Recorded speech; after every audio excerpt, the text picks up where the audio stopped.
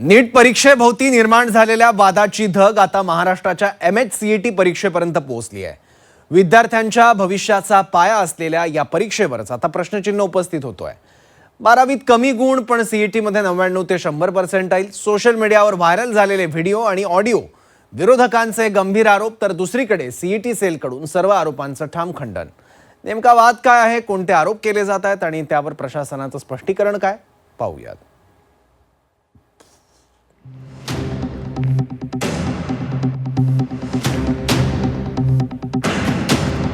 केंद्राच्या नीट परीक्षेनंतर आता महाराष्ट्राच्या MHCET परीक्षेवरही गैरव्यवहाराचे आरोप होत आहेत। सोशल मीडियावर एका शिक्षकाचा व्हिडिओ व्हायरल झालाय।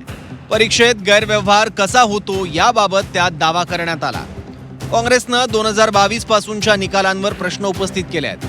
12वी मध्ये 50% आसपास गुण असलेले काही विद्यार्थी CET मध्ये 90 पेक्षा अधिक पर्सेंटाईल मिळवत असल्याचा आरोप करण्यात आला। या प्रकरणी उच्च न्यायालयाच्या निवृत्त न्यायाधीशांकडून चौकशी व्हावी अशी मागणी काँग्रेसनं केली आहे। या प्रकरणावर मंत्री चंद्रकांत पाटील यांनाही प्रश्न विचारण्यात आला। मात्र CET ही स्वायत्त संस्था आहे, या विषयावर CET सेलच उत्तर देईल असं त्यांनी स्पष्ट केलं।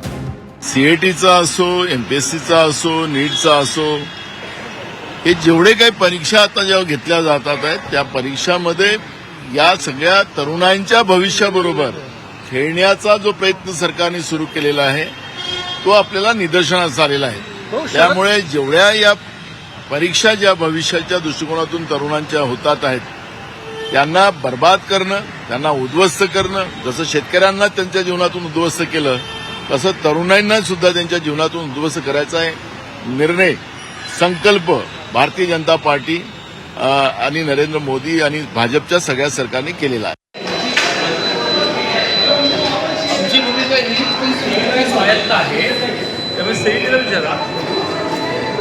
CET सेलचा हा जो मुद्दा आहे तो आमच्याकडे सुद्धा आलेला आहे। त्याच्याचबरोबर बऱ्याच लोकांनी हा मुद्दा आता त्यांच्या लेवलला मांडायला सुरुवात केलेली आहे। CET मध्ये आम्ही लक्ष घालणार आहोत। त्याच्याचबरोबर जो MPSCचा पेपर फुटला त्याच्याबद्दल आमच्याकडे पुरावे होते, ते पुरावे आम्ही काल दिलेले आहेत। त्या पद्धतीने इन्व्हेस्टिगेशन आता सुरू झालेली आहे। दरम्यान या वादाला एका व्हायरल ऑडिओ क्लिपचीही जोड मिळाली आहे। या क्लिपमध्ये इंजिनिअरिंग CET मध्ये 99 ते 100% मिळवून देण्याचा दावा केला जातोय। त्यासाठी 12 ते 13 लाख रुपयांची मागणी केल्याचा आरोप आहे।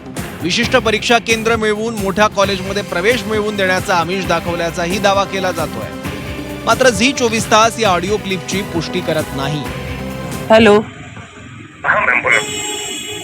हा सर, तुम्ही काय माझ्या मुलाबद्दल काय बोलत होते? 90% पडू शकतात।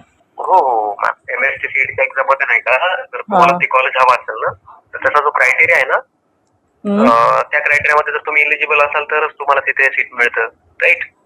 कसं करायचं ते? प्रोसेस अशी आहे की तुम्हाला मी सांगेल ते सेंटर टाकावं लागतील। त्यानंतर तुमचा मुलगा स्वतः येऊन तिथे एक्झाम देईल, दुसरं नाही येणार, स्वतः ते गोष्ट तिथे सेंटरला स्वतः एक्झाम म्हणजे स्वतः राहील अवेलेबल तिथे, आणि आमची जी काही टीम असेल ती बाकी सर्व काही हँडल करेल। हो, आणि सर याची अमाऊंट किती पे करावी लागते? मिनिमम 13 ते 14 lakhs मध्ये करून देऊ शकतो बघा, ते पण आफ्टर ऍडमिशन पे करायचे आहे। नाही, कमी याच्यामध्ये मॅम होईल निगोशिएबल, पण तुम्हाला माहिती की तुम्ही जर प्रायव्हेट कॉलेजसाठी जर जाल तर तेवढं पर्सेंटाईल नाही पडलं, तुम्हाला माहिती की तुम्हाला बजेट जास्त लागेल CSE साठी, आणि कधी कधी काय होतं की CSE ब्रँच पण मिळत नाही तुम्हाला, जी ब्रँच हवी आहे ती मॅनेजमेंटची फी जास्त असते, तसं तुमचं पॅकेज मॅम ऑलमोस्ट 18 ते 20 लाखाच्या पॅकेजमध्ये जातं। दरम्यान नांदेडमधील एका विद्यार्थ्याचं उदाहरण देत काँग्रेसनं गैरव्यवहाराचा आरोप केला।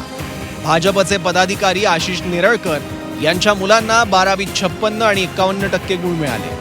JEE परीक्षेत सुद्धा मर्यादित गुण मिळाले, पण MHCET मध्ये 99% मिळाल्याचा दावा काँग्रेसचे प्रवक्ते बालाजी गाडे यांनी केला।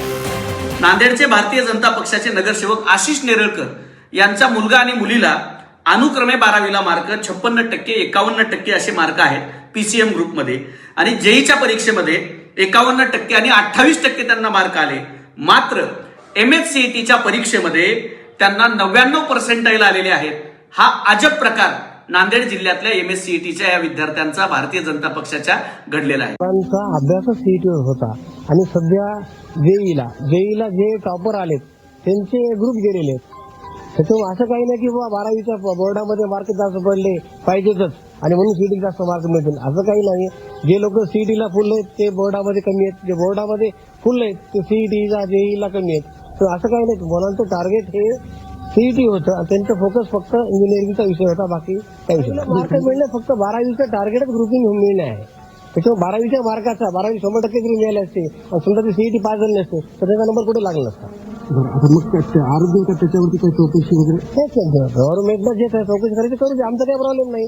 डबल सगळी परीक्षा घेतो मला तर घेऊ द्या, आमची काही नाराजी नाही त्याला. मात्र हे सर्व आरोप सीईटी सेलनं फेटाळून लावले आहे. सोशल मीडियावरील दावे तथ्यहीन असल्याचं सीईटी सेलचे आयुक्त दिलीप सरदेसाई यांनी म्हटलं. काही विद्यार्थी बोर्ड परीक्षेपेक्षा सीईटीवर अधिक लक्ष केंद्रित करतात, त्यामुळे दोन्ही परीक्षांच्या निकालांची थेट तुलना करणं चुकीचं असल्याचं त्यांनी स्पष्ट केलं.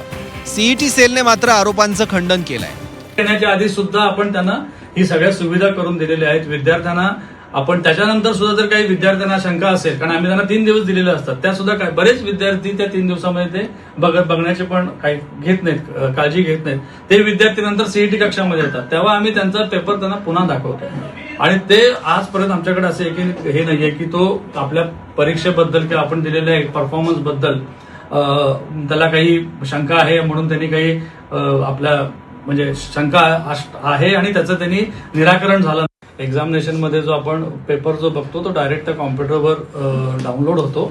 तो सुद्धा दोन्ही शेजारचे जे विद्यार्थी असतात त्यांच्यामध्ये सुद्धा जम्बलिंग केलेलं असतं आणि त्याच्यामुळे ही सीबीटी सिस्टीम असल्यामुळे याच्यामध्ये कुठल्या प्रकारचा गैरप्रकार न होता विद्यार्थ्यांच्या परफॉर्मन्सच्या आधारेच त्यांना मार्क दिलेले आहेत. सीईटीला जास्त प्राधान्य देऊ शकतात आणि ते सीईटीला प्राधान्य दिल्यामुळे त्यांना सीईटीमध्ये as compare to HSC mark येऊ शकतात.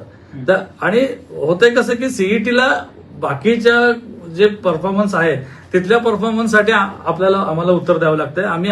आपण जे घेतलेली एक्झामिनेशन आहे ती अत्यंत व्यवस्थित पद्धतीने पारदर्शक पद्धतीने फ्लॉलेसली आपण एक्झामिनेशन ही कंडक्ट केलेली आहे. असं असताना आपण फक्त ज्या 2 वेगवेगळ्या परीक्षेच्या आधारे आपण असं अनालिसिस सिलेक्टिव्ह अनालिसिस करू नये, कारण याच्या दुसरी बाजू सांगणारे पण अनालिसिस आपल्याकडे आहे. 100% मार्क म्हणजे त्याला 200 पैकी 200 मार्क पडले तर त्याला 100% म्हणता येईल. खरं तसेच मार्क नसतात, कुणाला 190 असतात, 180 असतात. एखाद्या बॅचमध्ये 180चा टॉपर असतो तो सुद्धा 100% असतो. एखाद्या बॅचमध्ये 190 वाला असतो तो पण 100% असतो. एखाद्या बॅचमध्ये 170 वाला असतो तो सुद्धा 100% असतो. त्याच्यामुळे मग ज्याला 170 मार्क पडले त्याला 85% मार्क पडले, कोणाला 80% मार्क पडले.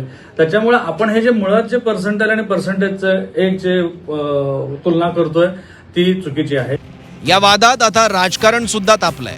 व्हायरल ऑडिओ क्लिपवरून शिवसेना युबीटी पक्षाचे आमदार आदित्य ठाकरे यांनी सरकारवर निशाणा साधला. परीक्षा केंद्र कॅप्चरिंग हे बूथ कॅप्चरिंग सारखंच असल्याची टीका त्यांनी केली. 13 लाख घेऊन बरोबर ना, म्हणजे बूथ कॅप्चरिंग सारखं ते आता काय सेंटर कॅप्चरिंग हे भाजपकडूनच शिकावं. पण मुख्य गोष्ट हीच आहे, आज मुख्यमंत्री काय बोलतायत, बोलणार की नाही बोलणार.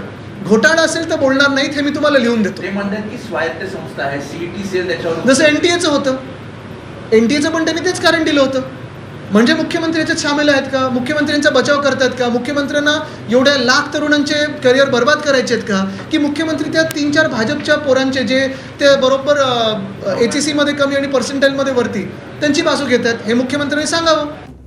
आरोप गंभीर आहेत, स्पष्टीकरण सुद्धा ठाम आहे. पण ज्यांच्या भविष्याचा प्रश्न आहे त्या लाखो विद्यार्थ्यांच्या मनातील संशय दूर होणं तितकंच महत्त्वाचं आहे.